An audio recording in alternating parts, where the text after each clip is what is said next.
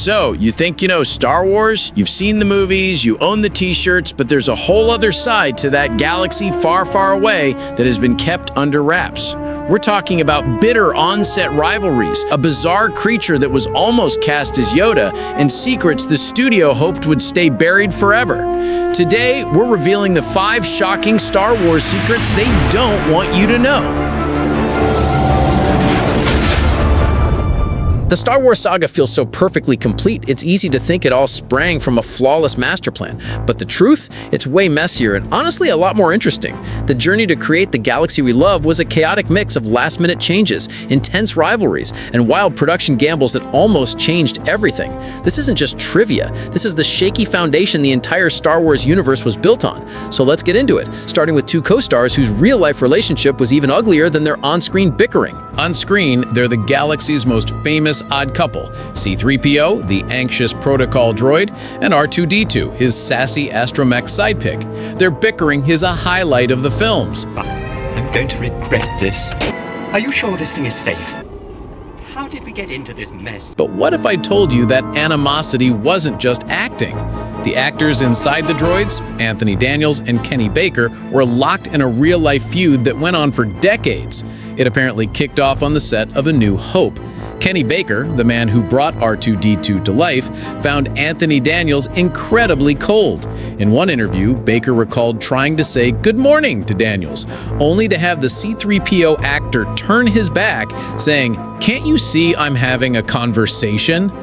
Baker called it the rudest thing anyone had ever done to me, and said Daniels often treated him less like a fellow actor and more like a prop.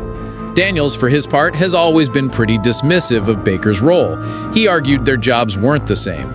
He was a classically trained actor delivering lines inside a painful, restrictive suit, while Baker, in his eyes, was just along for the ride. He even expressed that R2-D2 could have just been a bucket for all it mattered. For the later films, Daniels claimed Baker wasn't even on set and that his name was just included in the credits as a kind of good luck charm. The tension was so bad that Baker once said if Daniels would just socialize with everyone, they could have made a fortune touring conventions together. But it never happened. The feud lasted right up until Baker's death in 2016. Daniels' public statement was seen by many fans as shockingly cold, a final, awkward glimpse into one of Hollywood's longest and most bizarre rivalries. Yoda is, without a doubt, one of the greatest characters ever put on film. His unique way of speaking, his deep wisdom, and his surprising power are legendary. The character feels irreplaceable thanks to the genius puppetry of Frank Oz. But in some bizarre alternate reality, the Jedi Master who trained Luke Skywalker could have been a monkey. I'm not kidding. During pre-production for The Empire Strikes Back, George Lucas and his team were dead serious about hiring a trained monkey to play Yoda. The plan was to dress the little guy in a Yoda mask and costume and have him carry a tiny cane. They even brought in a trainer and did test runs. The photos are exactly as weird as you'd imagine. Luckily, reality hit them like a ton of bricks. A crew member who'd worked on 2001: A Space Odyssey pointed out the obvious flaw. Look, the monkey's just gonna pull off the mask over and over again. It's never gonna work. Besides the nightmare of keeping a costume on an animal, there was a bigger issue. A mask can't act. Yoda needed to show wisdom, mischief, and sadness, things a static mask on a hyperactive monkey just couldn't do. Realizing the idea was a total bust, Lucas pivoted.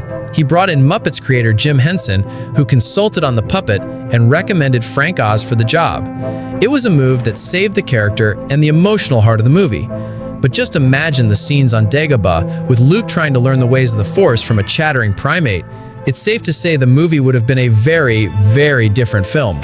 George Lucas gets all the credit as the creator of Star Wars, and he deserves a ton of it. But there's a crucial person whose work was so important that without her, the franchise might have crashed and burned. His then wife, Marcia Lucas. She was an Oscar-winning film editor, and she was the secret weapon who gave A New Hope its heart, humor, and pacing. When George showed an early cut of the movie to his director friends, they hated it. Brian De Palma tore it apart, saying it was confusing and had no emotional stakes. The film was just boring. That's where Marcia Lucas came in. She joined the editing team and completely reshaped the film. She had a gift for finding the emotional core of a scene and knew how to make audiences care. Her most famous contribution was the Death Star trench run. The original sequence lacked any real tension. Marcia recut the entire thing, weaving together the action in the cockpits, the frantic commands in the war room, and Vader's relentless pursuit to create that legendary, nail-biting climax.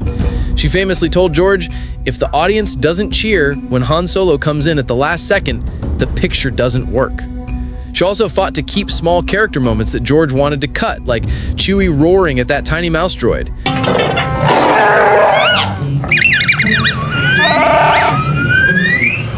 And while George Lucas came up with the idea for Obi-Wan's death, it was Marcia who powerfully argued that he had to die to give Luke a real motivation.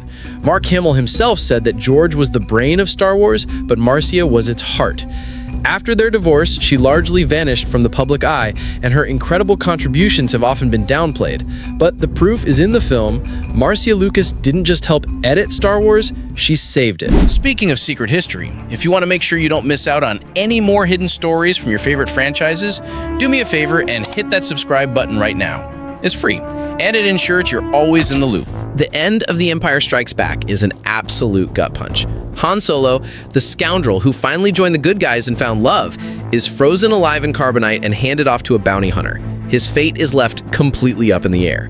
But that iconic cliffhanger wasn't just a brilliant story choice. It was a practical solution to a real-world problem. Harrison Ford's commitment to a third movie was uncertain. Unlike Mark Hamill and Carrie Fisher, Harrison Ford's contract situation was a bit murky. By the time Empire was filming, Ford was becoming a huge star with movies like Indiana Jones on the horizon, and he was worried about being typecast. In fact, he'd been pushing for Han Solo to be killed off, thinking a heroic sacrifice would be a fitting end for the character. This put George Lucas and the writers in a tough spot. They didn't know if their star would return for Return of the Jedi. So, they came up with the perfect backup plan, freezing Han in carbonite. This genius move left his fate totally ambiguous. If Ford decided not to come back, Han could stay a permanent decoration on Jabba's wall. If he did return, his rescue could be the entire first act of the next movie. It was the ultimate creative and contractual safety net. In the end, producer Howard Kazanjian convinced Ford to return for one more film. But it's wild to think that one of the most dramatic scenes in film history was born from the messy reality of a Hollywood contract negotiation. The on-screen chemistry between Harrison Ford's Han Solo and Carrie Fisher's Princess Leia is absolutely electric. Their "I love you, I know" exchange is legendary. I love you. I know. For years, everyone just chalked it up to incredible acting. The truth, however, is that those sparks were fueled by a very real and very secret off-screen affair. This bombshell dropped in 2016 with Carrie Fisher's memoir, The Princess Diarist. The book, based on journals she kept while filming the first Star Wars, revealed that she and Harrison Ford had a 3-month affair. At the time, Fisher was just 19 years old, while Ford was 33, married and a father of 2. The romance was intense. As Fisher wrote, it was Han and Leia during the week and Carrie and Harrison during the weekend. She wrote about feeling incredibly insecure, but also totally swept away by Ford. For her, it was much more than a casual fling. She later said she was truly in love. The affair was their secret on set. When Fisher decided to publish her diaries 40 years later, she sent a draft to Ford to give him a heads up. His reported one-word response? Lawyer. Even after the book came out, Ford stayed quiet on the subject, calling it strange and something he didn't want to discuss. This hidden romance completely changes how you see their scenes together, proving the passion between the scoundrel and the princess was more real than any of us ever imagined.